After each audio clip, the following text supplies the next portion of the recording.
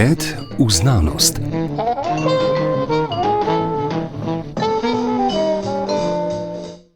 Lepo pozdravljeni, dr. Marko Štepec. Najlepša hvala za povabilo. Odprta je razstava, začasna, odprta bo do konca meseca septembra. Stanko Oražem s fotoaparatom od Galicije do Tirolske med 1914 do 18, torej obdobje Prve svetovne vojne. Gre pravzaprav za donacijo vnuka Stanka Oražma, magistra Vita Oražma, namreč zaradi malo manj kot 500 zgodovinskih fotografij fronte, zato tudi tak naslov, od Galicije do Tirolske.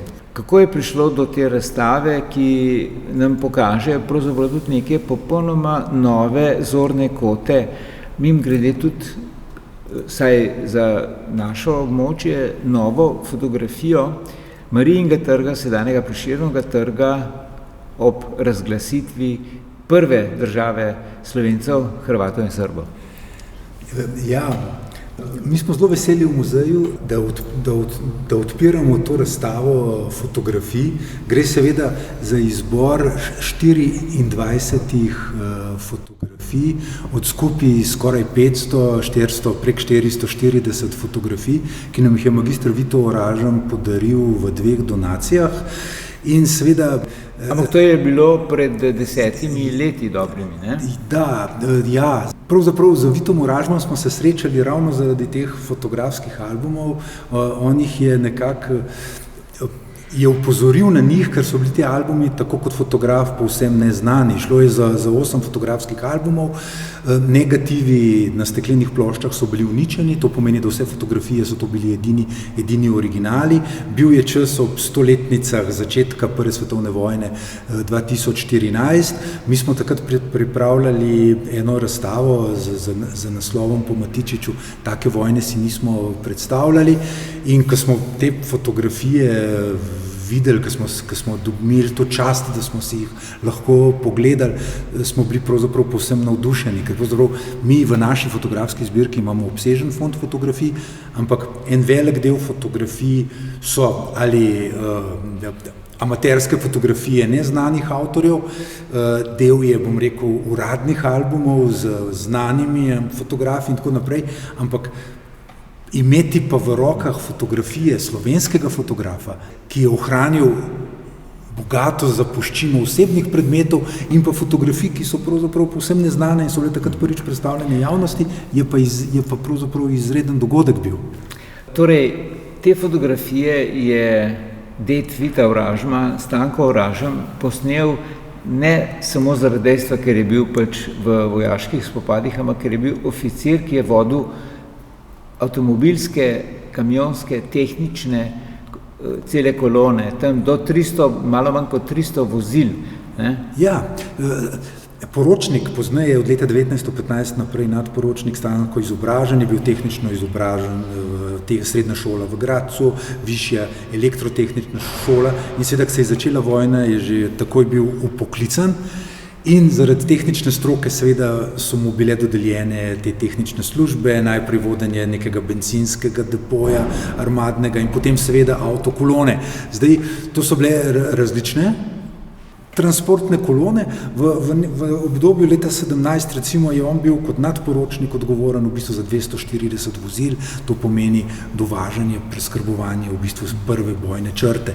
In v tistih zahtevno delo in v teh trenutkih prostega časa je pa to svojo refleksijo vojne, svojo dokumentacijo vojne seveda delal s fotoaparatom. To je izredno zanimivo.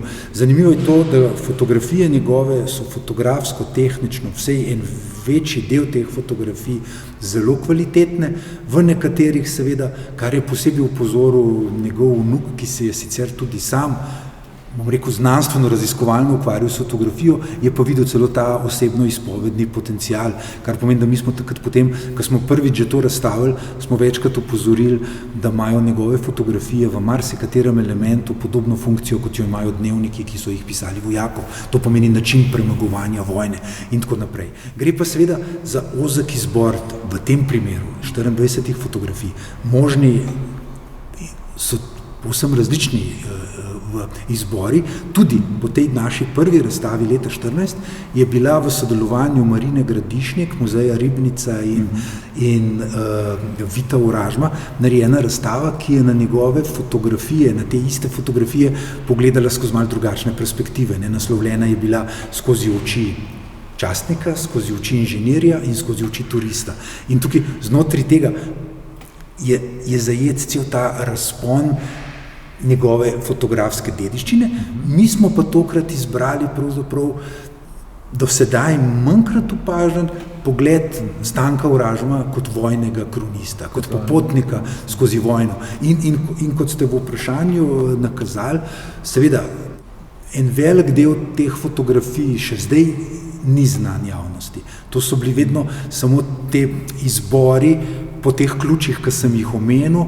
Glavnina še vedno ni v celoti predstavljena in na tej naši razstavi smo pa nekaj takšnih biserčkov dali. In eden od teh biserčkov je prav gotovo današnji Prešernov trg, takratni Mariji in ta pogled na množico, ki je segala od Bavarskega do Kongresnega trga. Pogled na Čopovo, ki je seveda avtorstvo Stanka Oražma in je tokrat prvič javno predstavljena. Seveda, teh 24 fotografij na razstavi so zgledne velikosti za pogled.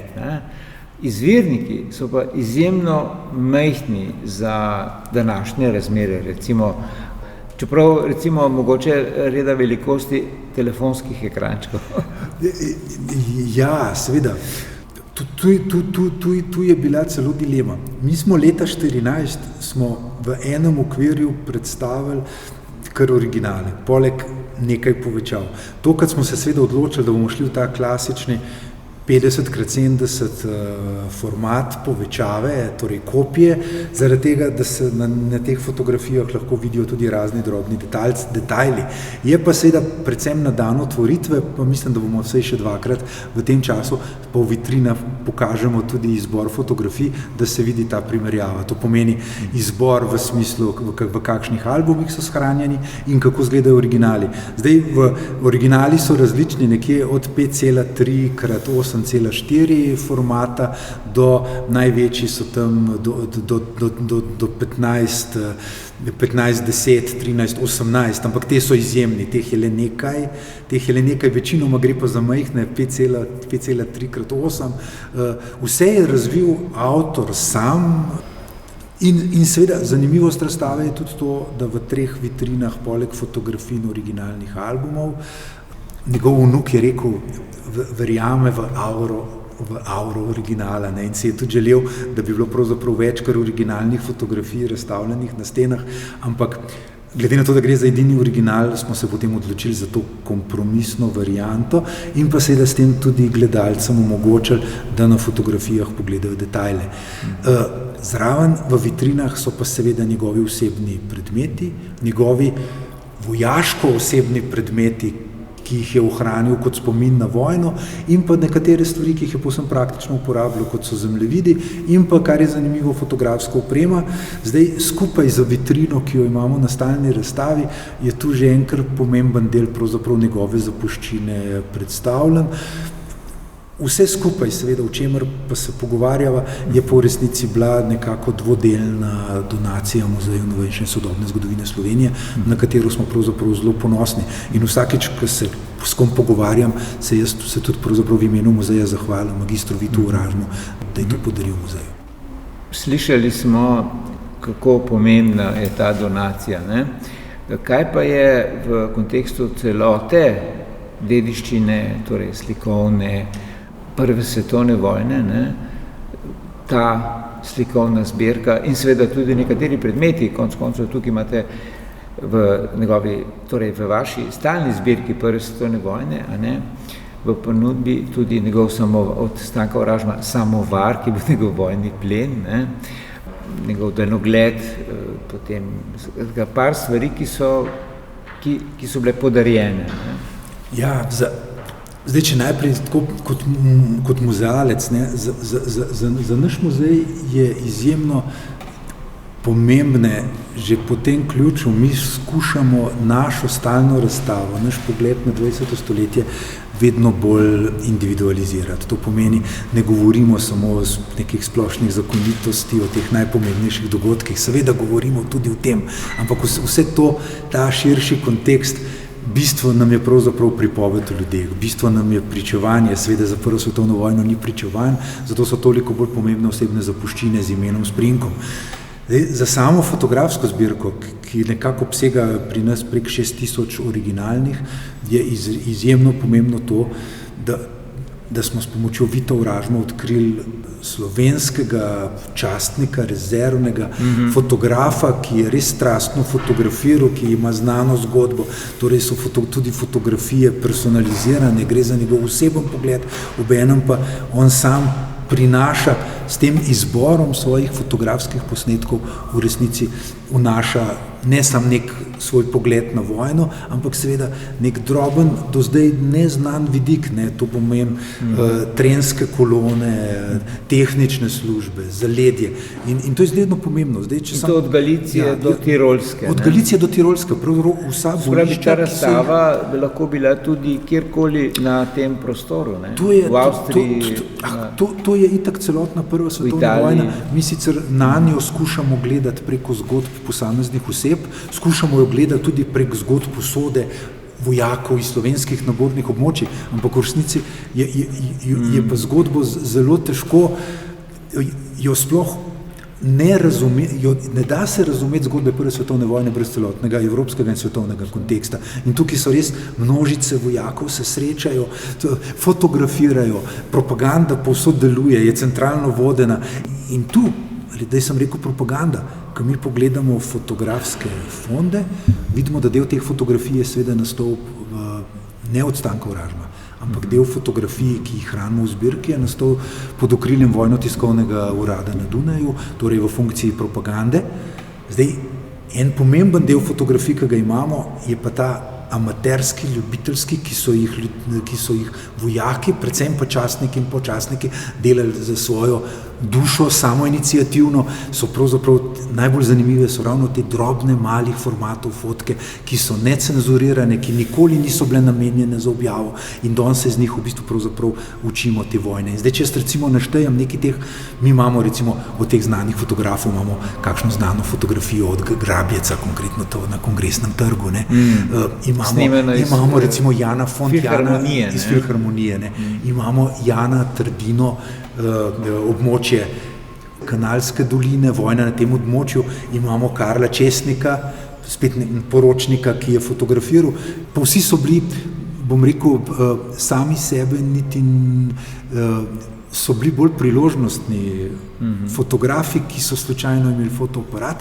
Tu pri Stanku Oražmu pa lahko prepoznavamo, pa tudi ohranjena je oprema, ohranjena je knjiga, s katere se je učil, pa lahko prepoznamo nekaj več kot priložnostno fotografiranje. Ne? In to je seveda za zbirko najlepše, kar se lahko zgodi. Zdaj, če poskušava razmišljati v smeri naslednjega vprašanja, dileme, če hočeva, ne? Ali zgodovinarskega izziva.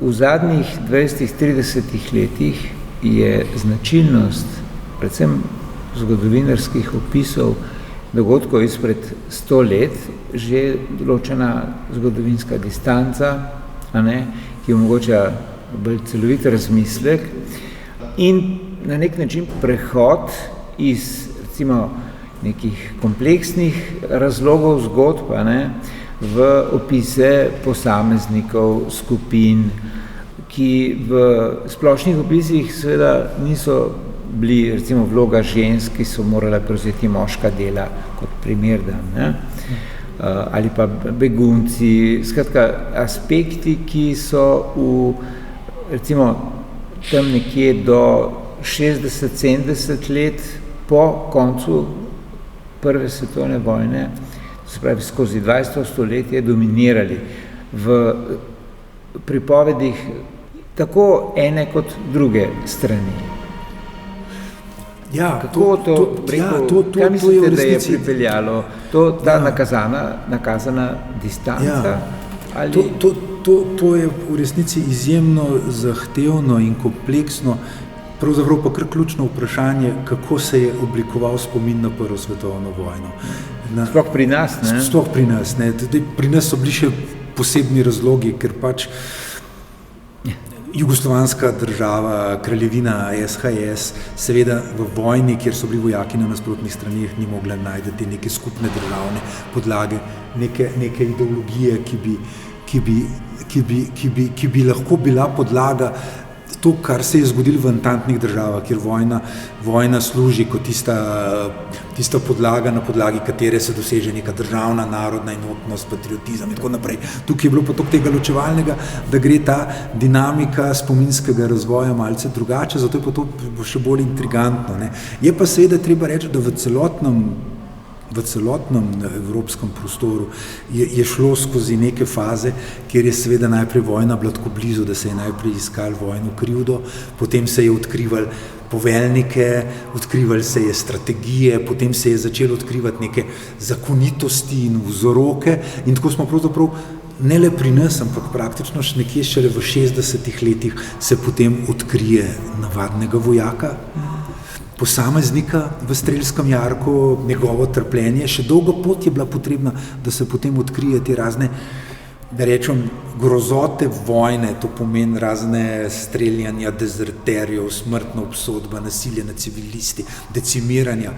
In tu se je počasi, potem smo se zavedali, da ta vojna je bila velika v smislu, da je res podrla vrednote ljudi, njihova prepričanja, povzročila tam nekje 10 milijonov mrtvih, povzročila pravzaprav prek bolezni še povečano število civilistov in na eni strani je to bil nek ključni dogodek za razumevanje 20. stoletja. Brez tega sploh nismo mogli stoletja razumeti.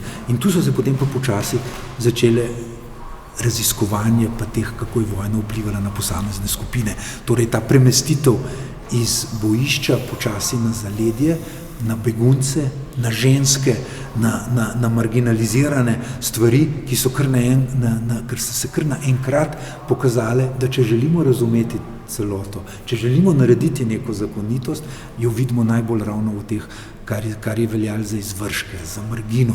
In v tej fazi, v tej nekje fazi, ki zdaj že kar nekaj let traja, smo praktično zdaj. In tu zdaj lahko povežemo pa s temi predmeti. Najbolj mikro, najmanjši predmeti, kot je, bom rekel, nek drobni,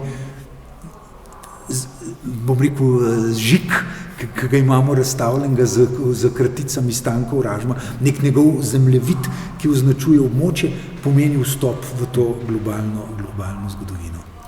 Ali vseeno obstaja možnost, da bi prevelika fokusiranost na prikazovanje posamičnosti uspela zamegliti potem prave razloge za nastanek teh svetovnih spopadov?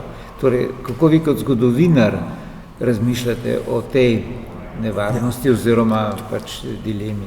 Seveda, to je vedno nevarnost, da se v resnici v gozdu od dreves izgubimo, in začnemo gledati, kar pomeni, da seveda tu je nujen nek kompromis med osebno zgodbo, pričevanjem, ki so sploh poseben. Mi moramo pri pričevanjih, pri analizi pričevanj, mi moramo upoštevati, bom rekel tako, tisto, kar pričevalci skušajo zamolčati, tako kot tisto, kar pričevalci kolektivno izrinjajo, tudi tisto, kar pričevalci, ki celo življenje živijo in to zgodovino predelujejo, vnašajo, kar pomeni, da to pravzaprav je izredno zahteven vir, je pa za nekatere stvari, kjer drugih virov ni, ali pa kot dopolnilo obstoječim virom, je pa seveda neobhoden, samo postaviti mu moramo pravzaprav vprašanja, ki se zavedajo te problematičnosti, ne distance, ali pa mogoče celo prevelikega vložka, ali pa te, zdaj izraz objektivno, je tak malce, ampak te vključenosti v sam proces tega pričevalca. In tukaj seveda tudi pri teh stvarih gre vedno za zdaj teh interpretacijo teh drobcev. No, ampak sam osebno kot zgodovinar menim, da je odlično te drobne izkušnje sestavljati in to potem seveda lahko vpliva tudi na spremembo pri razumevanju celote. Ne. Je pa nevarnost izgubitve v podrobnostih. Skratka, potrebno je stalno imeti premislek na prežino, tako reče. Seveda, zgodovinopisje je humanistična veda, ki pravzaprav mora gledati vedno celoto. Ne. Problem, bom rekel, je v tem, da mi lahko zaradi prevelike tudi osredotočenja na celoto se nam lahko zgodi pa to, da povsem zanemarimo posebno izkušnjo. In na koncu ugotovimo, da ta velika zgodba, ki je povzeta, na koncu nikomur ne ustreza. Ali pa ugotovimo, da izključuje cele družbene kategorije, ne? Od žensk do, kar so že vse omenila, ne? In lahko zavede. In jaz osebno mislim, da tukaj je nujno poznavanje, bom rekel, obojnega, ne? In teh globalnih struktur, teorij, zakonitosti in pa seveda osebno izkušnjo. In ne upoštevati osebno izkušnjo. Ne? Saj danes imamo zelo veliko knjig, ki se načrtno skušajo omejiti. Ne govorimo o celoti, ampak govorimo o izkušnji določene skupine ljudi. In zdaj seveda, ko bomo pa mi dobili vse te različne mikroštudije, tako ko je francoska nova zgodovina, bom rekel, analovska, najprej šla na statistike, na sintezo, na zakonitosti, na koncu seveda je prišla pa do drobnih vasi in analiz struktur življenja v tej konkretni vasi. In ko mi to združimo skupaj, dobimo to, kar v resnici ne obstaja, totalno zgodovino. Ja. Kot je slišati, je skratka taka kratka, torej kratkotrajno odprta, kot sva rekla, do konca septembra, razstava, del izbora fotografij Stanka Oražma, ki je bil oficir v Avstro-Ogrski armadi. Njegove fotografije za obdobje prve vojne med Galicijo do Tirolske odpira seveda vedno nova spoznanja, in nam odpre kot Pandorino skrinjico cel niz spominov, razmišljanj, preverjanj spomina in tako naprej. Predvsem pa je kamenček v našem mozaiku sestavljanja spomina na našo preteklost. Doktor Marko Štepec, hvala za ta razmišljanja ob razstavi, ki ste jo pripravili vi osebno in da ponovim, bo odprta do konca meseca septembra 2025.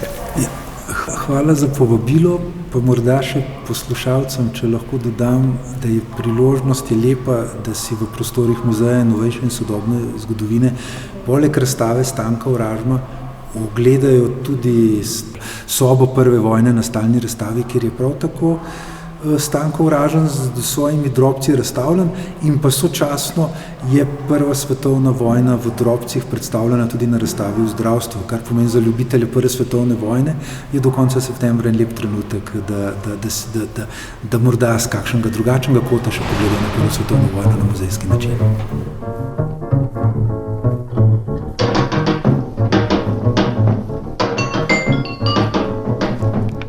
Pogled v znanost.